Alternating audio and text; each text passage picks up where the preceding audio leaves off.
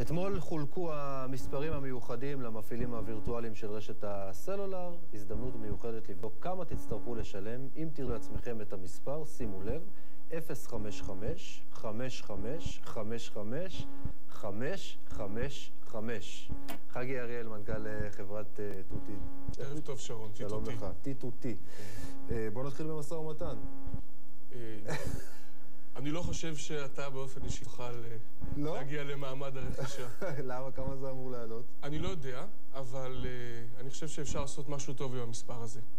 אנחנו מתכוונים בחברה שלנו להגיש את המספר הזה למכירה פומבית, שאת הסכום שיאסף לידי המכירה אנחנו נתרום לאגודה למטרת רווח. משהו טוב מאוד. השאלה לאן זה יכול להגיע. תשמע, אגב, חברות הסלולר כן השתמשו במספרים הקלים והצליחו למכור אותם בהרבה מאוד כסף.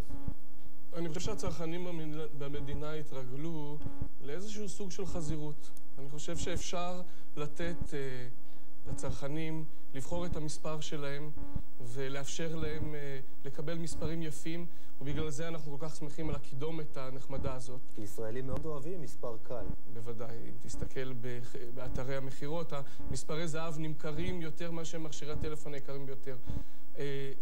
אנחנו ניתן לגולשים וללקוחות לבחור לאיזה עמותה הם רוצים שהסכום הנכבד הזה שאנחנו מקווים שנאסוף אוקיי, זה יפה מאוד ליחסי הציבור בתור התחלה, כי אתם הרי צריכים לחדור לשוק, אבל באופן עקרוני את כל יתר המספרים הקלים מן הסתם תמכרו, ומה שפה מיוחד זה שהצלחתם לזכות ב-5-5, נכון? נסביר, כולם יהיו בקידומת 0-5-5, שתי הספרות אחר כך, 5-5 זה בעצם שלכם.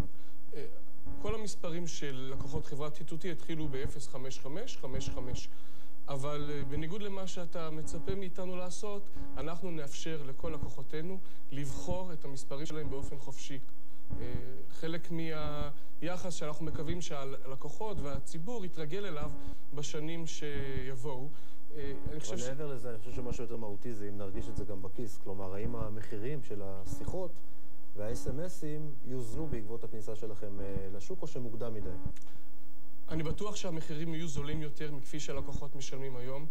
אני יודע שהמהפכה בדרך, החקיקה והציבור מוכנים לזה. ב-2011 תהיה שנת מהפך. מה, באופן משמעותי? באופן משמעותי. מה, חצי ממה שאנחנו משלמים היום? בעשרות אחוזים נמוך ממה שהם משלמים היום. ברור. אוקיי. חגי, תודה. בבקשה. עד כאן לערב, אנחנו נהיה בחזרה ביום ראשון כרגיל. רפי רשף יהיה כאן ב5:55. שיהיה לכם סוף שבוע חמים. להתראות.